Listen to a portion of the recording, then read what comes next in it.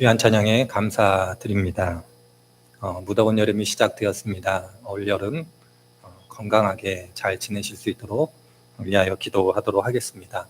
일부 예배도 말씀을 드렸는데 일기예보를 보니까 올 여름 40도 가까이 올라갈 수 있다 이렇게 예보도 하던데 건강 위하여 기도하도록 하겠습니다. 오늘 함께 읽은 말씀 6장 1절은 이렇게 시작하고 있습니다. 여리고는 굳게 닫혔고 출입하는 자가 없더라. 상식적인 수준에서 말씀을 드리겠습니다마는 보통 성을 중심으로 전투가 발생하게 되면 공격하는 측이 불리하다고 이야기를 합니다. 수비하는 측은 문을 잘 걸어 담그고 공격을 막기만 하면 되는데 공격하는 측에서는 그 성을 뚫거나 성벽을 뚫기 위해서 많은 희생이 따른다는 것을 아마 잘 알고 계시리라고 생각이 들어집니다. 고대로부터 근대까지 성을 중심으로 전투가 벌어지면 공격 측이 승리한 것보다는 수비 측이 승리한 경우가 많이 있었던 이유도 그러합니다. 압도적인 군사력의 차이가 아니라면 수비 측이 유리하다는 것 다 알고 계실 터인데 오늘 1절 말씀은 그런 의미 속에서 여리고는 굳게 닫혔고 출입하는 자가 없다 이렇게 증언하고 있습니다. 이스라엘 백성들이 여리고 성을 앞에 두고 그들이 전투에 임하게 됐을 때 하나님의 사자를 통해서 너희들과 함께 할 것이다 이 약속은 들었으나 여리고가 문을 굳게 닫고 있는 저 상황을 볼 때 아마 여호수아와 이스라엘 사람들은 쉽지 않은 전쟁이 될 거다 그렇게 생각했을 겁니다. 많은 피해가 있을 수 있고 저 여리고성을 점령하기 위하여 우리들이 싸우겠지만 우리들도 많은 희생이 따를 것이다 그렇게 생각했을 겁니다. 이런 생각을 하나님께서 아셨는지 하나님께서 여호수아에게 말씀하십니다. 너희들이 여리고성을 반드시 점령할 것인데 그 방식은 전투가 아니다. 너희들이 6일 동안 매일 여리고를 한 바퀴씩 돌아라. 그리고 마지막 7째 날에는 7번을 돌고 나팔을 불고 크게 소리를 지르면 여리고가 무너질 것이다. 이렇게 말씀하고 계십니다. 군사작전이라고 생각할 수 없는 그러한 말씀을 하시는 하나님을 보게 되고 우리들은 성경을 통해서 이스라엘 사람들이 이 하나님의 말씀을 따라 행함으로써 여리고성을 점령하게 됨을 보게 됩니다. 이 말씀 가운데 우리들은 그리고 우리의 신앙의 선배들은 하나님의 능력과 그 하나님의 능력을 가져오는 인간의 순종, 그 순종으로 열매 맺게 되는 하나님의 영광이 무엇인가를 가르쳐왔고 그렇게 배워왔고 그 말씀 가운데 은혜를 받아왔습니다. 어떻게 생각해 보면 가나의 혼친잔치 속에서 예수님께서 말씀하실 때에 포도주가 다 떨어졌을 때에 물을 떠다 주라 말도 안 되는 말씀을 하지만 그 말씀대로 행했을 때에 지금까지 먹어보지 못한 가장 좋은 포도주를 먹게 되었다라고 이야기하는 그 혼인잔치를 생각해 볼 때에 여리고의 점령도 그와 같이 하나님의 말씀, 예수님의 말씀에 순종하는 자들이 경험하게 되는 은혜에 대해서 설명하고 있다 이렇게 말씀을 드려볼 수가 있을 겁니다. 이것이 중요한 신앙의 교훈이고 여리고성의 전쟁 혹은 전투를 통해서 저희들이 이러한 신앙의 간증과 교훈을 마음에 새겨 두어야 합니다. 그럼에도 불구하고 저희들이 여리고성 전투 그리고 여리고가 함락되어지는 과정을 조금 더 진지하게 성경을 읽어가면 단순히 하나님의 말씀에 순종함으로 인하여 여리고가 점령당했다. 그러니 너희들이 순종해야 된다. 그 교훈만을 주고 계시는 것은 아니다라는 것을 발견하게 됩니다. 이것보다 더 중요한 교훈, 어떻게 보면 하나님께서 여리고 성을 통해서 이스라엘 사람들에게 주고자 하신 신앙의 교훈은 순종하라는 것이 아니었다라는 것을 발견하게 됩니다. 이스라엘 사람들이 무엇을 행하느냐에 초점이 있지 않고 하나님께서 이스라엘 백성들에게 무엇을 말씀하셨는가에 초점이 있는 것이 여리고 성의 전투다고 그렇게 말씀드릴 수 있을 겁니다. 오늘 말씀을 1절부터 쭉 6장을 읽어가면 하나님께서 강조해서 하시는 말씀이 있습니다. 그것은 너희들이 여리고성을 덜 때 반드시 내 말을 지켜야 되는 것이 있다. 그것은 다른 것이 아니라 제사장들, 언약궤, 그리고 그를 따르고 나중에 나팔과 큰 소리를 외쳐야 된다. 그렇게 말씀하고 계시는 하나님을 보게 됩니다. 이 표현, 이 말씀은 군사작전이 아니라 제의 혹은 제사와 관련된 말씀을 하나님께서 하고 계시는 겁니다. 7이라는 숫자는 성례적인 숫자라는 것 여러분들이 잘 아실 거고, 제사장, 언약궤, 나팔, 이 모든 것이 하나님께서 명하신 제사와 관련되어 있는 물건이고 사람이다라는 것을 아시리라 생각이 들어집니다. 여리고성 전투 앞에서 하나님께서 이렇게 말씀하시는 이유는 사람과 사람이 싸우는 전쟁, 사람의 목숨을 걸고 싸우는 그 자리도 사람의 일이 아니라 하나님의 일이다라는 것을 너희들이 우선적으로 알아야 된다. 그렇게 가르치고 계시는 겁니다. 모든 것이 하나님 앞에서 행하는 하나님의 일로 인정하고 고백해야지 사람의 일로 생각해서는 안 된다라는 말씀이 바로 여기에 담겨져 있습니다. 하나님을 믿는 사람들의 모든 삶은 하나님 앞에서 행하는 하나님의 일이다라는 것을 오늘 하나님께서 우리들에게 가르쳐주고 있습니다. 우리들이 그저 신앙의 여정 속에서 즐겨 사용하는 표현으로 바꾸자면 이렇게 바꾸어 볼 수 있습니다. 우리의 모든 삶은 예배라고, 우리의 삶은 하나님께 드리는 예배가 되어져야 된다라고, 하루하루는 예배일 수밖에 없다라고 그렇게 바꾸어 설명드리는 신앙의 고백으로 바꾸어 이야기해 볼 수 있을 겁니다. 하나님께서는 이스라엘 사람들에게 말씀하십니다. 너희들이 여리고를 점령할 때 그 방식은 나에게 드리는 예배 혹은 나에게 드리는 제사의 방식으로 그 성을 점령하게 될 것이다. 이렇게 말씀하고 계시는 겁니다. 그러할 때에 저희들이 성경을 통해서 배우는 또 한 가지 사실이 있습니다. 그것은 하나님께 제사를 드리기 위해서는 반드시 제물이 필요하다는 겁니다. 하나님께 나와 제사를 드리고자 하는 사람들은 반드시 제물을 가지고 와야 됐고, 구약 성경에서 그것이 어린 양, 짐승이었다라면 신약에서는 우리들이라고 그렇게 말씀하고 계시는 하나님의 가르침을 배우게 됩니다.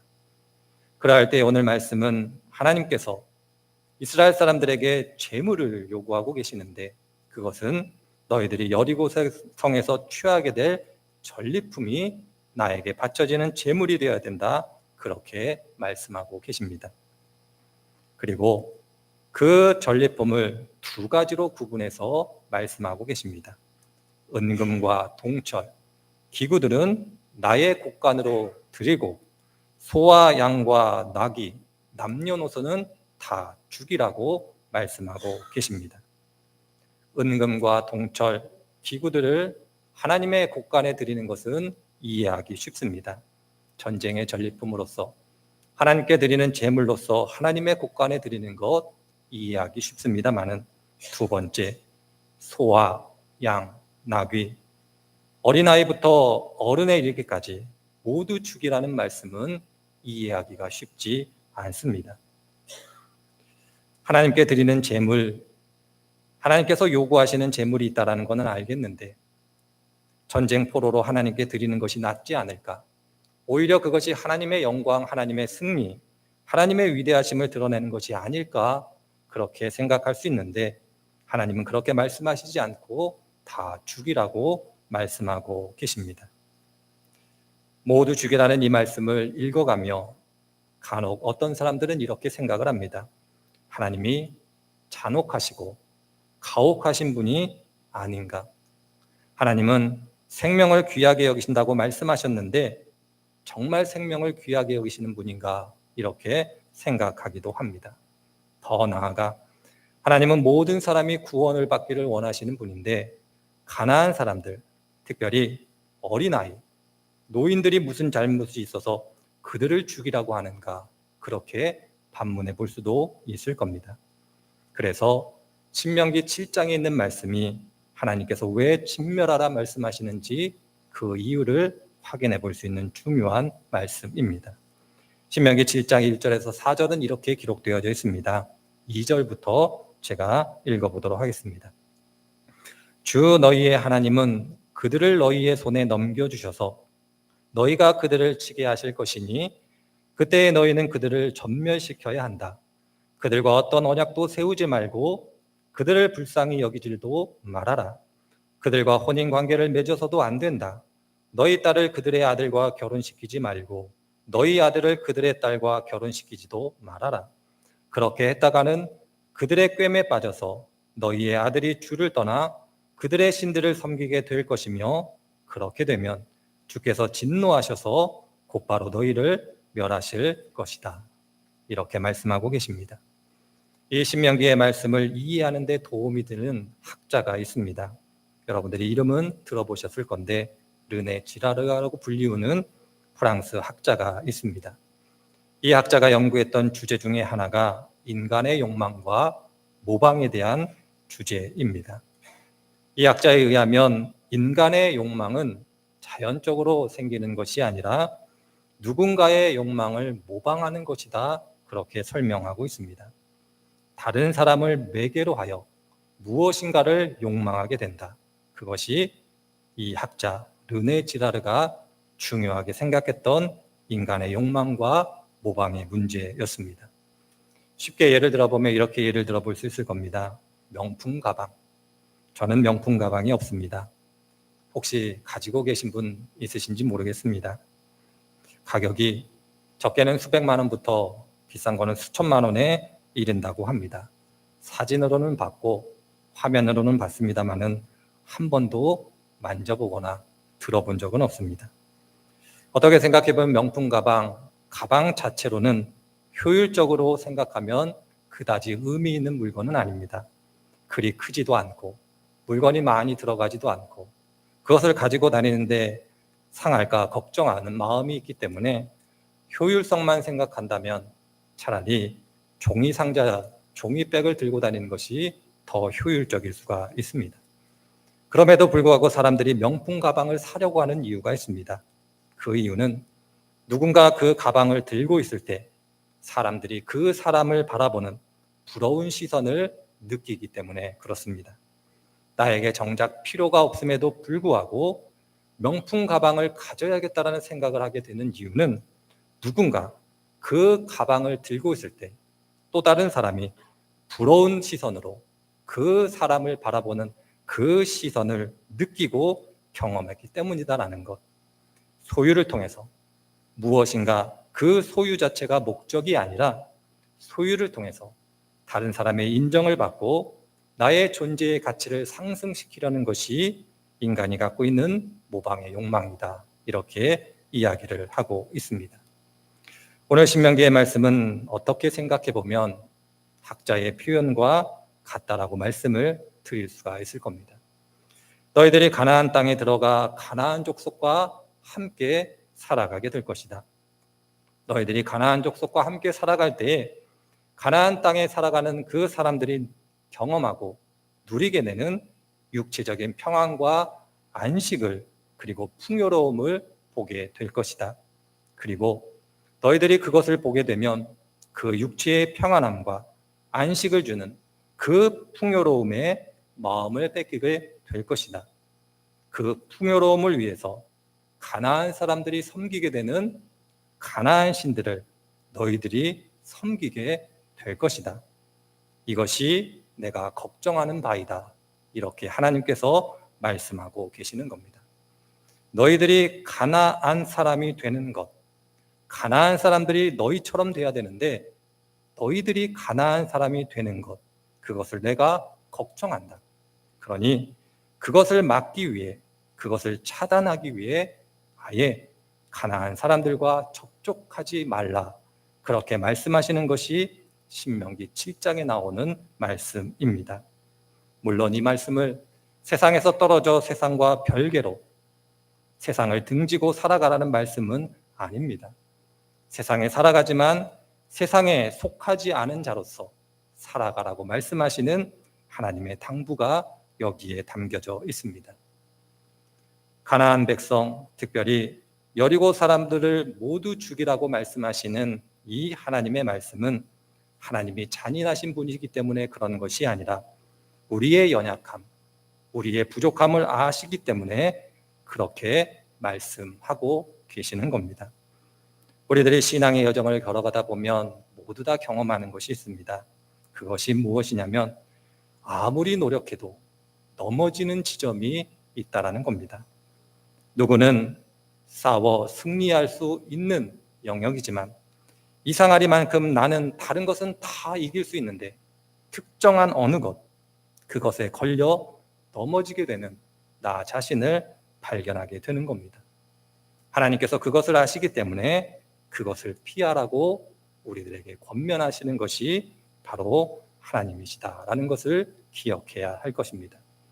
사도 바울이 그래서 그의 사랑하는 성도들에게 악은 어떤 모양이라도 버리라고 권면하는 이유가 여기에 있습니다. 너희들이 세상의 악, 세상의 유혹, 그것과 싸워 승리하기 쉽지 않으니 차라리 싸워 패배할 것이면 싸움을 하지 않는 것이 좋다라고, 그것과 접촉하지 않는 것이 좋다라고 그렇게 말씀하시는 하나님의 말씀, 하나님의 마음을 알아야 할 것입니다. 이러한 하나님의 말씀을 구약 성경의 용어는 헤렘이라는 단어로 표현을 합니다. 헤렘은 명사로서 하나님께 바쳐진 것, 이런 의미를 갖고 있고 이 헤렘의 동사형은 하랑, 이렇게 표현을 합니다. 이 동사는 사람이 사용하지 못하도록 완벽하게 하나님께 넘기는 행위를 하랑, 그리고 넘겨진 것을 헤렘, 이렇게 표현을 합니다. 하람과 헤렘을 잘 설명하고 있는 본문이 레위기 27장 28절과 29절의 말씀입니다. 레위기 말씀은 이렇게 기록되어져 있습니다. 어떤 사람이 자기 소유 중에서 오직 여호와께 온전히 바쳐진 모든 것은 사람이든지 가축이든지 기업에 바치든지 팔지도 못하고 무르지도 못하나니 바친 것은 다 여호와께 지극히 거룩함이며 온전히 바쳐진 그 사람은 다시 무르지 못하나니 반드시 죽일지니라. 이 말씀은 사람을 죽이라는 것이 아니라 하나님께 드려짐으로써 사람이 사용하지 못하도록 하나님께서 막으셨다라는 의미를 담고 있습니다. 여리고성의 사람을 진멸하여 제물로 바치라는 것은 하나님께 온전히 바쳐진 것이기 때문에 너희들이 그들을 사용할 수 없다라고, 너희들이 그들을 사용함으로써 그들에게 영향을 받아서는 안 된다라는 말씀을 우리들에게 해주고 계시는 겁니다. 저는 이렇게 말씀드려보고 싶습니다. 우리들의 믿음의 길, 신앙의 길을 걸어가면서 우리가 신앙의 길을 걸어갈 때에 우리에게 걸림돌이 되거나 위험이 되는 그 어떤 것들이 있습니다. 바로 그것을 하나님께서 제하라고 말씀하고 계시는 겁니다. 여리고성의 이야기는 전쟁 승리에 대한 이야기 이전에 세상 한가운데서 살아가는 우리들이 어떻게 믿음을 지킬 것인가의 문제임을 하나님께서 이야기해주고 계시는 겁니다. 전쟁에 승리하는 것, 그것은 나에게 달려있으니 너희들은 믿음을 지키라는 겁니다. 전쟁에 승리하려 애쓰지 말고 이미 전쟁은 승리했으니 너희들은 믿음을 지키는 것이 내가 원하는 바다라고 그렇게 말씀하고 계시는 겁니다. 그래서 26절 읽지는 않았습니다마는 여호수아의 권면이 중요합니다. 오늘 6장 26절은 이렇게 여호수아가 권면하고 있습니다. 여호수아가 그때 맹세하여 이르되 누구든지 이 여리고성을 다시 건축하게 되면 저주를 받을 것이다.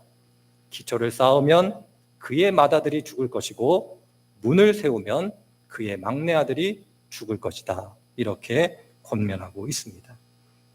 여호수아가 이렇게 권면했음에도 불구하고 대략 400여 년이 흐른 후 북왕국 이스라엘 아합 왕 때 여리고를 재건하려고 합니다. 아합 왕 때를 성경은 이렇게 평가하고 있습니다. 바알과 아세라를 섬겼고 그 이전 세대보다 더 악하여 하나님을 더욱 노엽게 했다.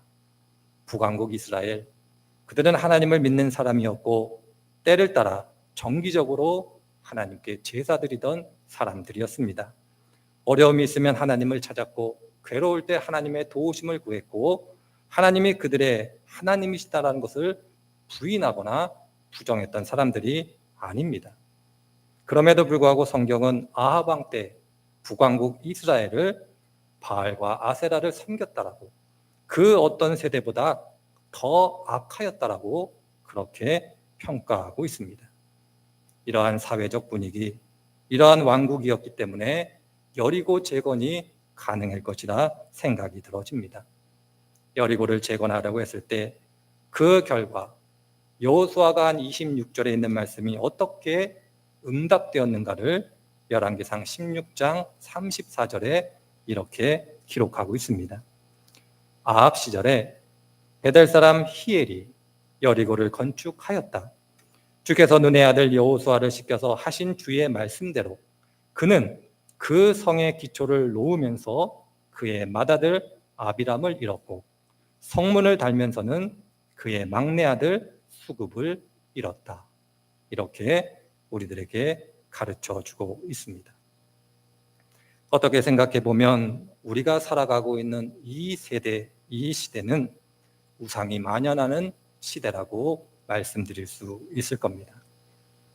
사도 바울이 아덴에서 전도하면서 아덴 사람들에게 너희들이 이름도 알지 못하는 신들을 섬긴다, 그렇게 한탄했던 것처럼 우상이 만연하는 이 시대에 우리들은 이름도 알지 못하는 우상을 섬기고 있지는 않은지, 그 우상에 빠져 있지 않은지, 나도 모르게 이름도 알지 못하는 어떤 우상을 따라 살아가고 있지 않은지 우리들의 신앙, 믿음을 돌아보게 합니다. 하나님께서 이스라엘 사람들에게 여리고성을 점령할 때 모든 사람을 진멸하라 하신 이유는 바로 여기에 있습니다. 우리들이 하나님 안에서 세상 한가운데서 우리의 믿음을 지키기 위한 한 방식으로, 한 방법으로 헤렘, 곧 진멸을 멸하고 계심을 기억해야 할 것입니다. 중요한 것은 우리들이 하나님을 믿는 믿음이 있지만 헤렘, 진멸을 행하기가 쉽지 않다는 겁니다. 왜 그러냐면 세상에서 기준에서 볼 때는 그 모든 것 하나하나가 진멸하여 하나님께 드리기 아까운 것들이 태반이기 때문에 그렇습니다. 진지하게 생각해 보면 제가 드리는 말씀이 맞다라고 동의하실 겁니다. 그럼에도 불구하고 하나님께서는 우리들에게 말씀하십니다. 내 앞에 삶과 죽음이 놓여 있는데 무엇을 선택하겠냐라고. 이 하나님의 권면, 이 하나님의 말씀 가운데 우리들 가운데 있는 모든 것, 하나님으로부터 멀어지게 하는 그것을 진멸함으로 하나님께 드릴 수 있어야 할 것입니다. 그러할 때에 이 자리에 계신 한 분 한 분들, 저를 포함하여 모든 성도님들은 하나님께 진멸하여 드려야 될 헤렘의 대상이 있을 겁니다. 이것을 꼭 찾으셨으면 좋겠습니다. 그리고 찾으셨거든 아까워하지 마시고 진멸함으로 하나님께 드리시기를 바랍니다. 그러면 가나안 사람들을 따라 살지 않더라도 여리고성은 무너질 것이고 가나안 땅에서 하나님께서 주시는 은총을 경험하게 될 것입니다. 우리들이 가나안 사람이 되지 않아도 가나안보다 더 큰 축복과 은혜를 누릴 수 있음을 하나님께서 약속하여 주고 계심을 기억할 때 한 분 한 분들께서 하나님께서 여리고를 물리치고 무너뜨렸으니 여러분들 가운데 하나님께 진멸하여 드려야 될 그것들을 하나님께 드리시는 복된 분들이 되시기를 바랍니다. 이를 위하여 우리들을 부르셨고 믿음을 주셨고 세상 한복판에서 하나님을 증언하도록 부르셨음을 기억하시는 복된 성도님들이 되시기를 주의 이름으로 축원을 드립니다.